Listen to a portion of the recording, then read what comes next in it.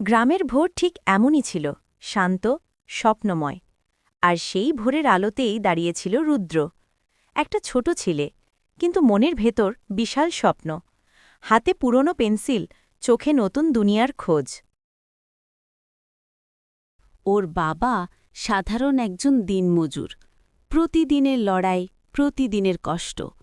তবুও ছেলের মাথায় হাত রেখে হাসি দিত, একদিন তোকে মানুষ হতেই হবে রে বাবা।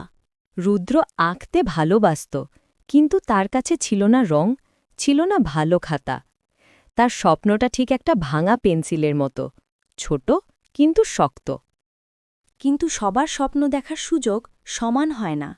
রুদ্র যখন মন দিয়ে আঁকত, কিছু বাচ্চা তাকে নিয়ে হাসত, সে শুধু চুপ করে থাকত, কারণ ও জানত স্বপ্নের পথে হাসাহাসি খুব সাধারণ ব্যাপার।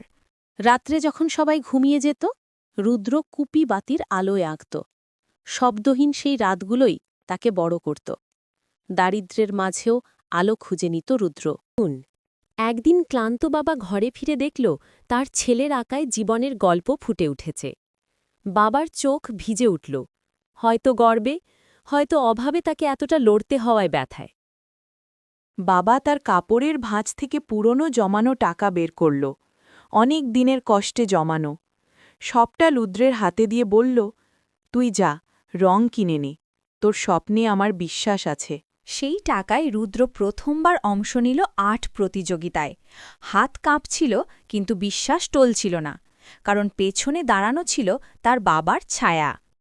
যখন মাইকে ঘোষণা হল, বিজয়ী রুদ্র, স্টেজের আলো থেকেও বেশি জ্বলজ্বল করছিল সেই বাবার চোখ। ট্রফি হাতে রুদ্র ছুটে গেল, বাবাকে শক্ত করে জড়িয়ে ধরল। দুজনেই কাঁদল, আনন্দে, কৃতজ্ঞতায়, ভালোবাসায়। এভাবেই এক বাবার ত্যাগ আর এক ছেলের স্বপ্ন একসাথে জিতে যায়।